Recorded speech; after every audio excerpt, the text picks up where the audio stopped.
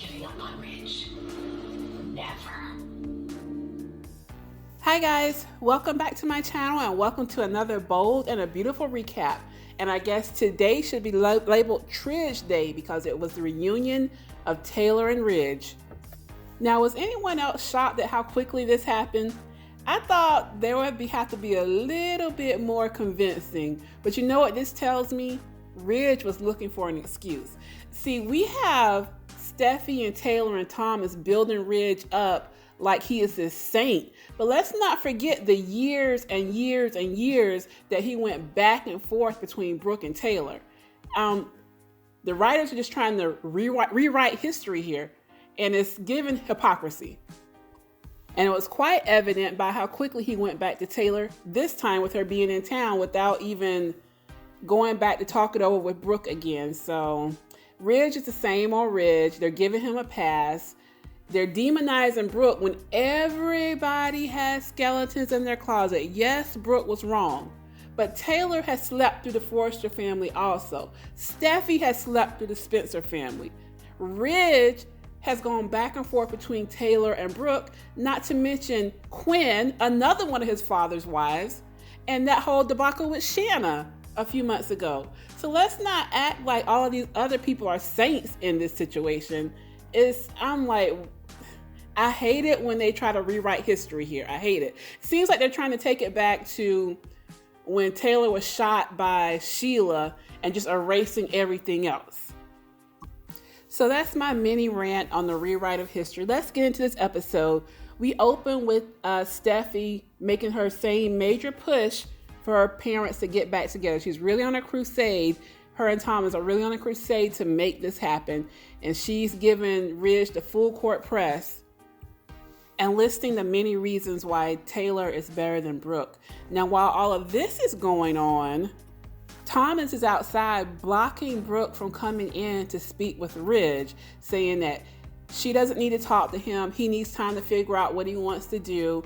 And he's tired of her tears getting Ridge to change his mind whenever he's upset with her.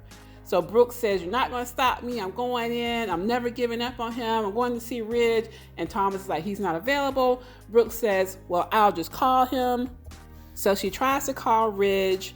And of course, the phone starts ringing in Thomas's pocket. And he's like, "Oh yeah, I'll be taking these calls," or something to that effect. Basically gloating that he has Ridge's phone and that she's not going to be able to speak with him. Then he says, "So are you going to try to push me off the cliff again? That didn't go over so well the last time." I was just thinking, low blow, Thomas, low blow. Let's not act like you haven't been violent with people. Didn't he try to throw Rick from the Forrester building? So Brooke doesn't press it any further and she leaves. So next we come to Sheila just appearing once again at Deacon's job at Il Giardino. And she wants to know why he let Ridge beat him up like that. And just like I said on my last review, he heard Brooke coming and he stopped fighting back. I knew it.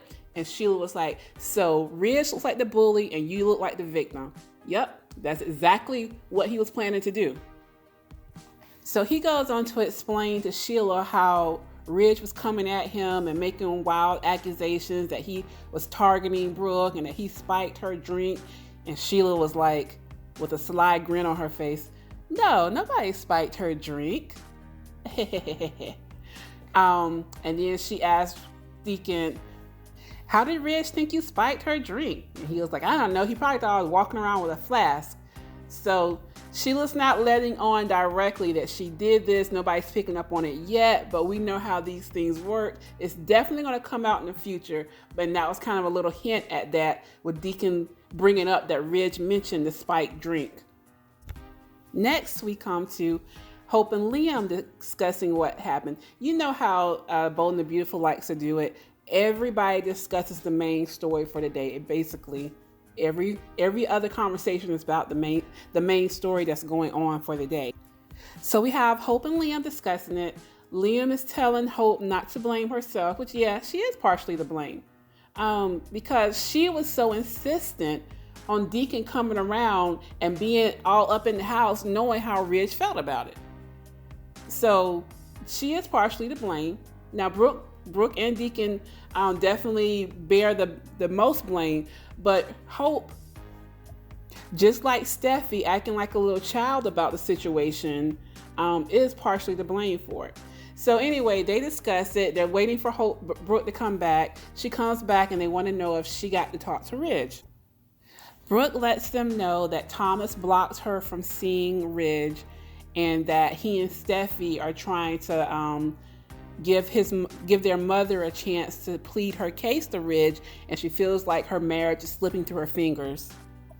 Next, we head back over to the Cliff House, and Thomas is filling Steffi in on the fact that Brooke came by, but that he had the phone and that he's going to make sure that Brooke stays away from their father. I feel like all of the kids are way too invested in this storyline. They're really trying to run things, and I feel like the writing is making all the kids, Hope, Steffi, and Thomas, all of them look horrible. And now we get to the big Tridge reunion. They're talking about what's going on. Taylor says she empathizes with him and understands what it's like to be hurt by someone. I'm thinking, yeah, because Ridge has hurt you like that when he's gone back and forth between you and Brooke. But yet y'all acting like that never happened. So Ridge says that, I know how Steffi feels, I know how Thomas feels, but I really want the opinion of somebody that I trust. I really want to know what your honest opinion is about Brooke. I would like to have your honest opinion. Brooke isn't worthy of you. I don't think she ever has been. Wow. But why would you say that? There's so many reasons. But the main one is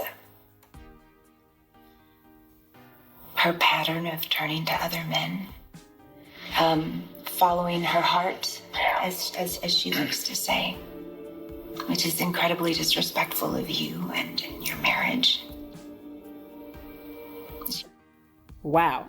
Was anyone else shocked that Taylor laid it on that thick and that point blank? I did not expect that, especially this quickly. Like, this storyline is moving very quickly, which tells me that the reveal with Sheila is going to happen quickly as well. So yeah, so that sets the stage for this next scene where Ridge says he wants to come home. My jaw was on the floor. This storyline has progressed a lot more quickly than I thought it would. What are you saying, Rich? I want to come home.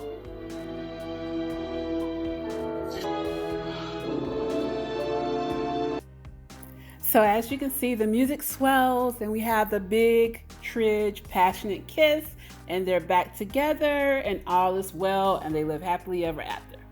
We know that that does not happen in soap world, but they are together for the time being. I'm sure on Monday, Thomas and Steffi will get the news and they will be happy. I did see a spoiler in one of the soap magazines that Eric is going to speak with Brooke next week. And of course, he is always Team Brooke. So I'm sure Eric will be putting his 2 cents in as well. So that will be interesting to see how they're going to weave that into the story as well. But yes, so where we stand now, Tridge is back together.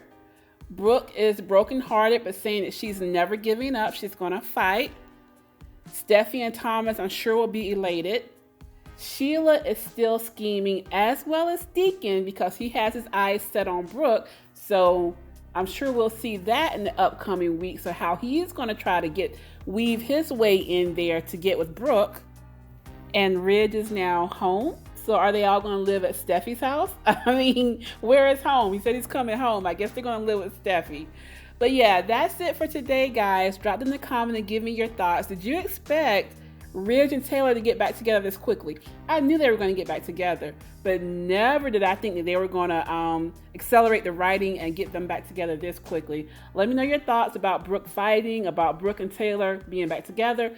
How long do you think it's going to last? What's your thoughts? Because we know how this seesaw goes back and forth.